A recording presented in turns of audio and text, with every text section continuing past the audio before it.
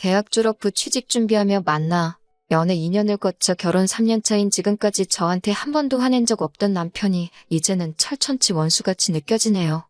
맞벌이 부부로 서로의 경력 존중해주며 천천히 아이 갖기로 하고 결혼했는데 시어머니는 신혼여행 다녀오자마자 찾아뵌 첫날부터 여행 잘 다녀왔냐 물으시기 전에 손주 타령부터 하시더군요.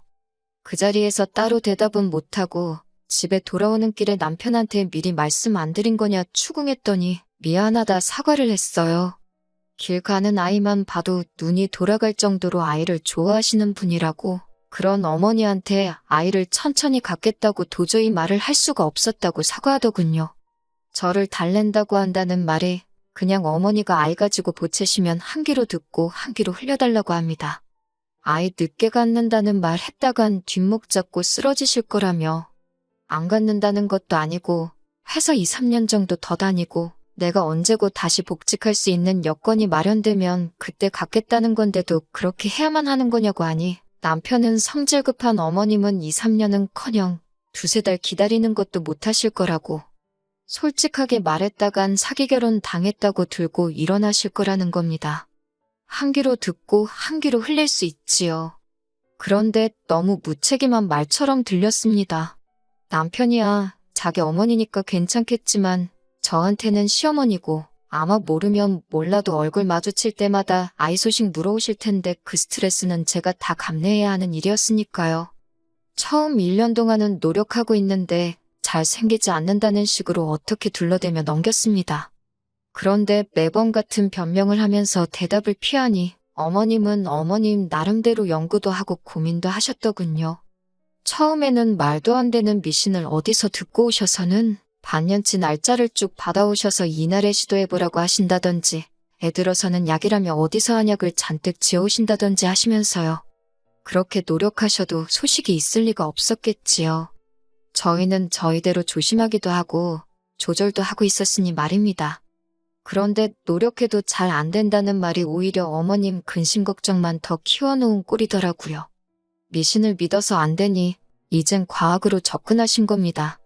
시험관이며 그런 이야기까지 꺼내셨고 기어이 저랑 남편을 병원에까지 끌고 가서 검사를 받아보려 권하시고 했어요. 그런데 충격적인 검사 결과를 받게 되었습니다. 제 신체가 의학적으로도 건강하고 아무런 문제가 없는데도 원인을 알 수 없는 이유로 아이를 가질 수 없다는 결과를 받게 되었어요. 어머님은 결과 받으시고 충격에 남편이 말해준 대로 뒷목 잡고 알아 누우시더군요. 결혼 전에 검사를 당연히 받았어야 하는 거 아니냐, 우리 아들 어떡하냐며 뒷목 붙잡고 쓰러지시더군요. 명백한 사기 결혼이다 하시면서 시모가 어디서 시바지를 구해와야겠다는 말도 안 되는 소리를 하셨는데, 남편이 그때는 어머니 무슨 말씀을 하시는 거냐며 제 편을 들어줬네요. 그런데 시어머니가 또 우리 아들이 여자에 단단히 미쳐서 이젠 낳아준 어머니도 못 알아본다시며 이게 다 저 때문이라고 제 꼴도 보기 싫다고 하시고 저희를 내쫓으셨습니다. 그 이후에 명절 때나 생신이 되어도 니네들 꼴도 보기 싫다고 오지 말라 하셔서 찾아갈 수가 없었어요. 솔직히 남편한테는 조금 서운하게 들릴 줄 모르겠지만 시가하고 영 끊다시피 해서 왕래 없이 지내니 그건 그거 나름대로 저한테 편하고 좋은 게 더 많았습니다. 같이 있어봤자 좋을 일도 없었고 저도 대리모 같은 이야기 들으면서까지 시부모님께 며느리돌이 하고픈 마음도 없었거든요. 아무튼 그렇게 2년이 가까운 기간 동안 시가하고는 연을 끊고 지내게 되었습니다. 남편한테 올해로 27살 되는 여동생이 있습니다. 집에서 막내기도 하고 남편하고도 나이 터울이 10살이나 나다 보니 집에서 공주님 대접 받으며 자랐다고 하네요. 저는 저희 결혼식 때 한번 본 게 전부였습니다. 저랑 남편이 연애 시작하기도 전에 시부모님께서 미국으로 유학을 보내줘서 미국에서 살고 있었거든요.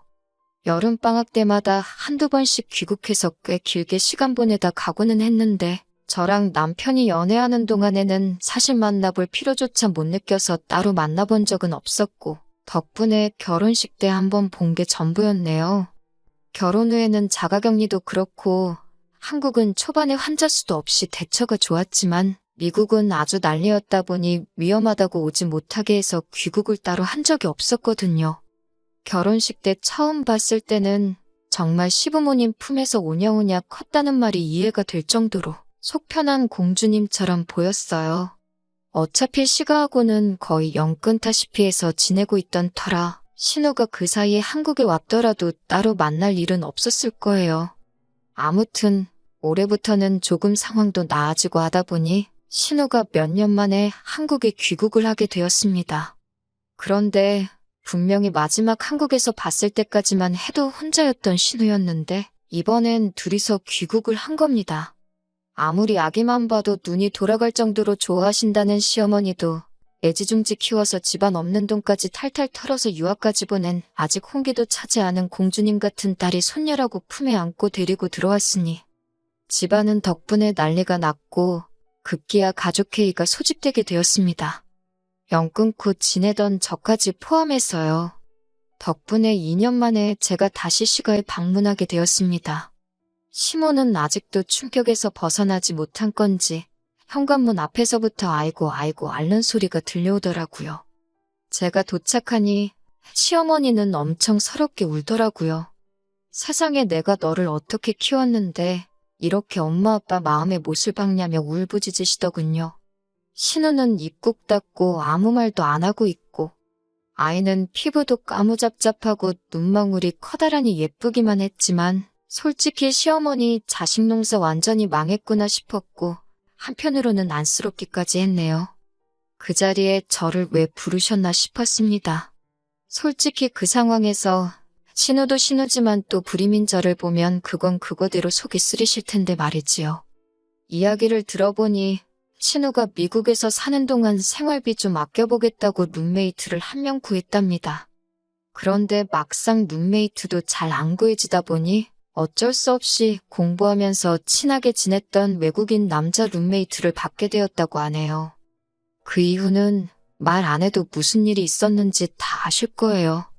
그 남자는 신우가 아이 생긴 거 알고는 결혼을 하겠다, 행복하게 같이 살자 그렇게 나오다가 막상 아이가 태어날 때가 되니 만삭의 신우를 두고 혼자 자기 나라로 야반도주하듯 귀국을 했다고 하더군요.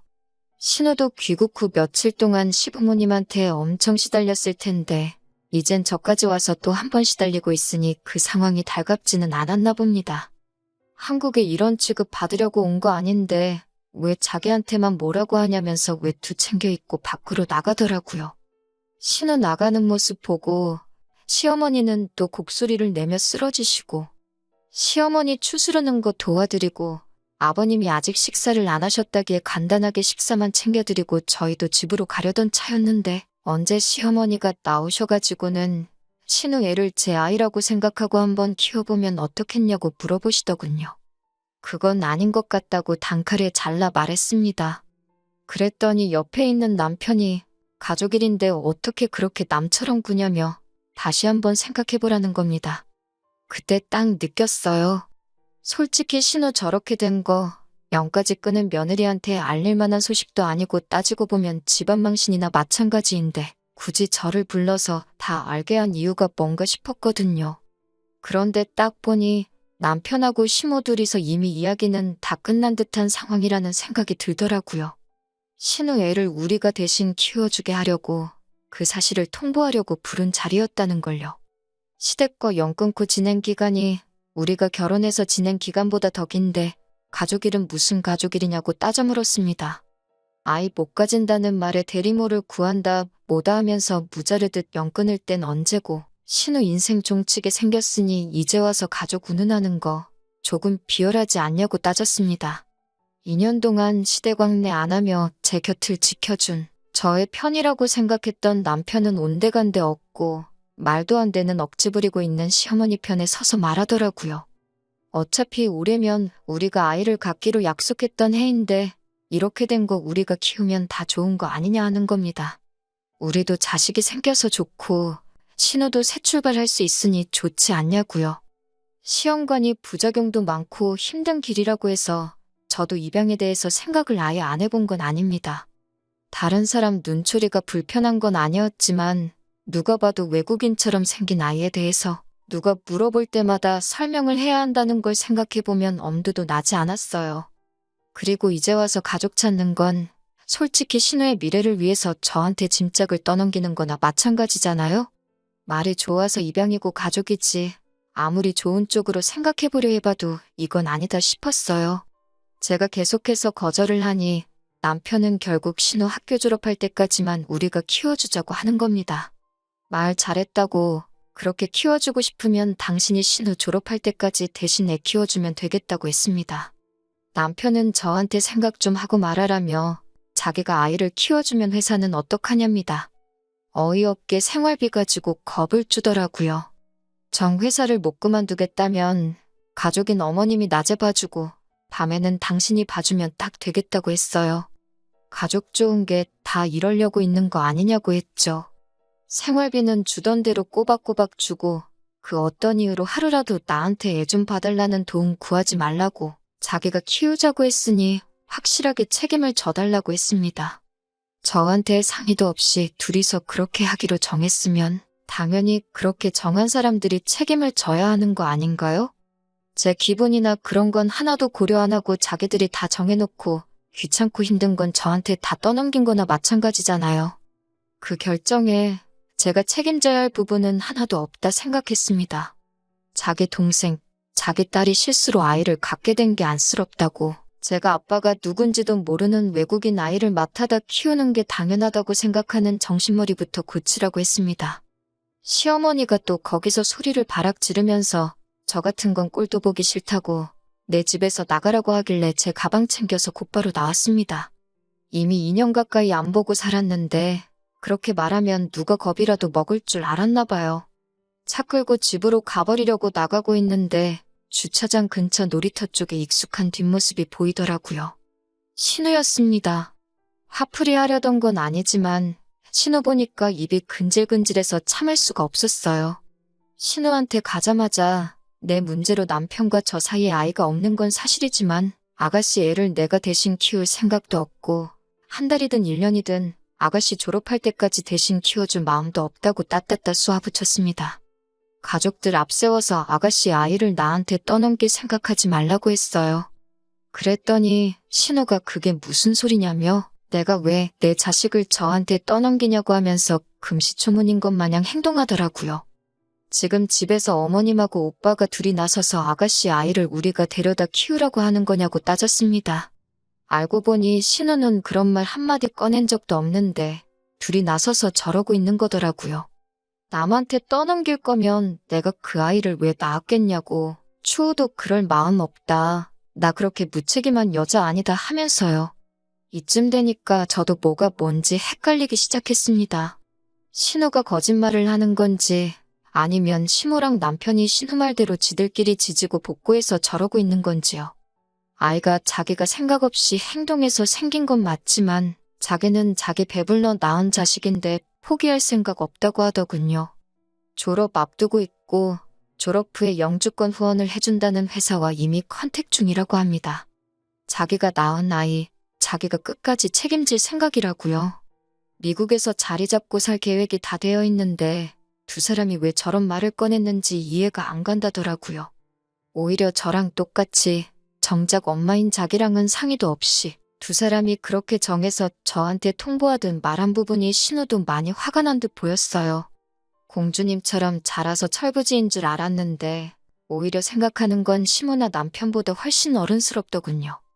저도 자초지종을 몰랐으니 괜히 민망하더라고요. 신우랑 같이 시어머니 집으로 다시 들어갔습니다. 오해 풀고 일 원만하게 해결해서 앞으로 잘 지내볼 생각이었는데 문 열고 들어오자마자 남편이 저를 보고 하는 말이 왜 벌써 들어오냐고 반성 좀 했냐고 하는 겁니다.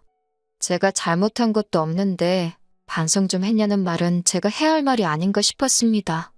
제가 다시 시모 집으로 들어가니까 제가 못 이기고 숙이고 들어가는 거라 생각했나 봅니다.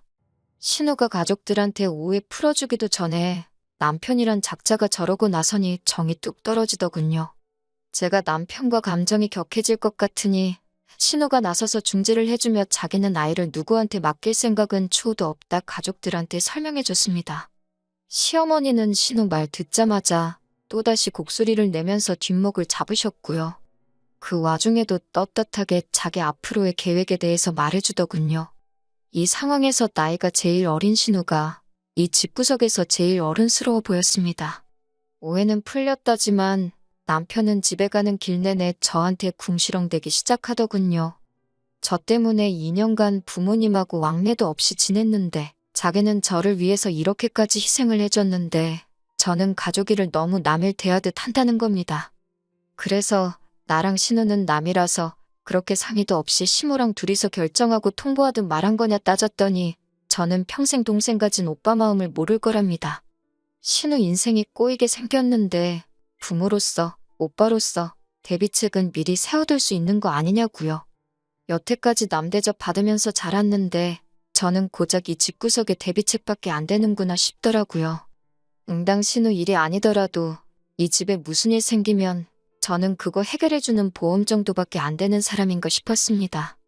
남편이 시댁에 왕래를 안 했다 뿐이지 사실 그동안 명절이며 생신이며 자기 내킬 때마다 용돈이랍시고 돈도 보낼 만큼 보내줬었고 저한테 말만 안 했다 뿐이지 연락도 매일같이 하고 지냈었거든요. 시모랑 연락을 그동안 주고받았으니 신우가 아이 끌어안고 귀국했을 때 저한테 떠넘일 계획까지 세웠던 거 아니겠어요? 신우 덕분에 일이 원만하게 해결되는가 싶더니 남편은 이참에 아예 가족이라는 이름 아래 제가 더 이상 심호뜻 거역 못하고 자기 가족들을 위해 희생하는 사람으로 만들려나 싶더라고요. 신우가 애딸린 미혼모가 돼버린 지금보다 앞으로 더 큰 사건이 있을지 모르지만 이게 시작이겠거니 싶었어요.